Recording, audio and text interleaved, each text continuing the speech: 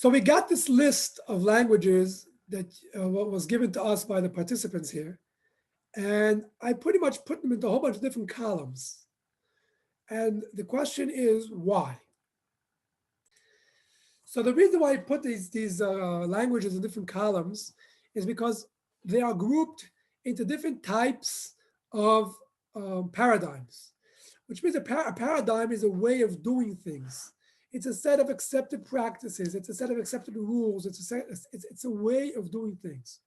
For example, the rightmost column is a functional paradigm. In functional languages, we pretty much deal with functions as immutable data, meaning it's just like data in other languages. Besides having functions as data, we get out of that things like higher order functions, things like map, reduce, filter, all these functions that function on functions. Now, why does that make sense? Because functions is just data. So just like every function can function on data, nothing stops a function from functioning on a function. Same is true for anonymous functions. Same is true for immutable data. All these types of behaviors is because we are getting a paradigm which behaves in a special way. It's a declarative type of paradigm. We get things like referential transparency. What is that? So referential transparency is something that does the following. Assume, for example, that we have a function that does the square of its input, its parameter. For example, we have in C-style code. In C-style code, we have something of the sort that does and returns some value, let's say a double, and it's called square. It's called like that. And it gets some double, and it gets an X.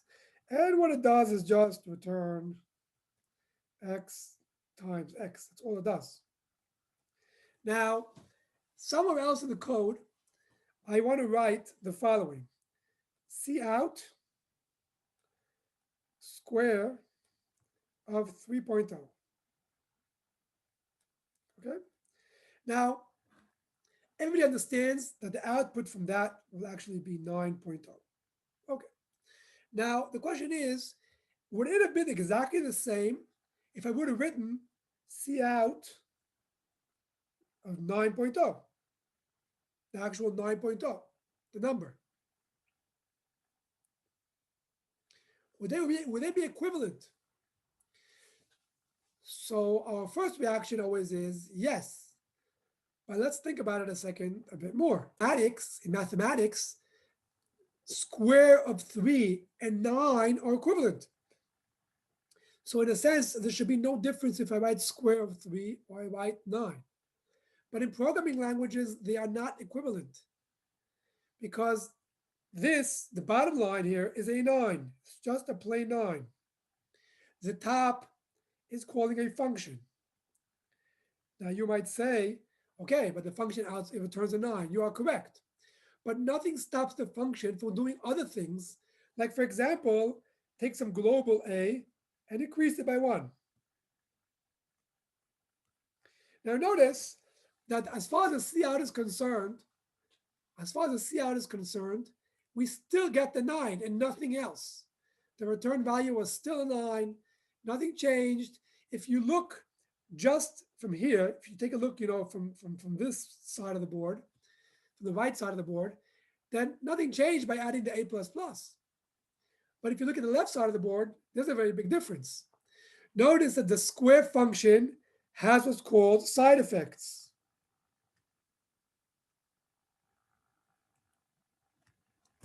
Side effects means it's doing something else that is not specifically pertaining to the actual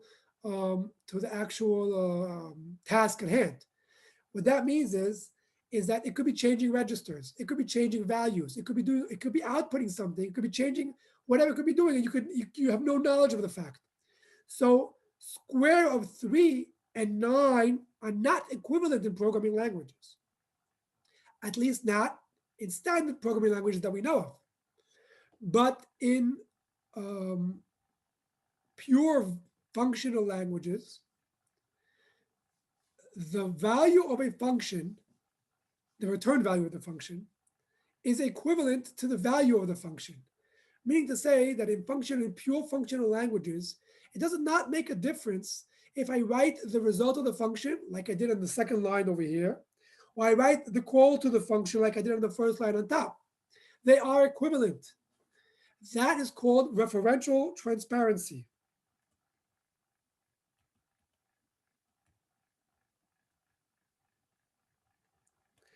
Meaning that the function calling is see-through, meaning that there's no difference between the calling of the function and the value of the function. You can write either or, just like in mathematics. The opposite of referential transparency is referential opaqueness, means that you cannot see through. In languages like C++, Java, and Set, all these languages that we know of, referential opaqueness is the reigning factor, not referential transparency. Now, in pure functional languages, referential transparency is expected. Functional languages, pure functional languages, are expected to model mathematics. That's why you have immutable data, right? Writing A++ does not make sense in mathematics. Writing A is equal to A plus 1 is meaningless in mathematics. In programming languages, we call it, instead of saying it's equivalent, we write, it means assignment. If I write A is equal to A plus 1, so in mathematics, this makes no sense. But in programming languages, it just means take this value and stick it into there, which means it's just an assignment operator. It's not equivalence. It's not equivalence. If we try to use some kind of equivalence operator like A is equals A plus 1, the answer would always be false because it doesn't make sense. So all these things, because we're trying to model mathematics, so in a sense, we're getting all these types of behaviors.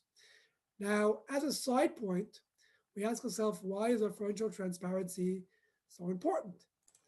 Referential transparency became really, really, really important when we get multiprocessors. Think of a function, a C++ function that looks the following. You call the function h, and you send f of x and g of x. Now, let me ask you a question. Which function, which parameter of h actually executes first in C++? So in C++, if we ask ourselves if f happens first or g happens first, the answer is that it's undefined, which means the language itself does not define the order of parameter execution. It doesn't define it. Now, every compiler at the end has to implement it in one way or the other. And you're going to see that most compilers that we know of do it from the last to first, and we'll explain in the future lecture why. But G will function first and then F, but that is not defined in the C++ standard. In the C++ standard, it can happen either way. You can decide whatever you want.